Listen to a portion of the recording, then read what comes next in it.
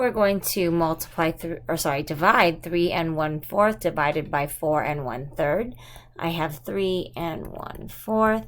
These are both mixed numbers, so the first thing I'm going to do is turn them into improper fractions using the get mad strategy. I'm going to multiply, then add, multiply, then add. The denominators stays the same. So when I do that, 4 times 3 is 12, plus 1 is 13. My denominator is going to stay the same. 4 times 3 is 12, plus 1 is 13. Hey, that sounds very familiar. Again, my denominator stays the same. Then I'm going to keep, change, and flip. So keep my first number, change division to multiplication, and flip my second number.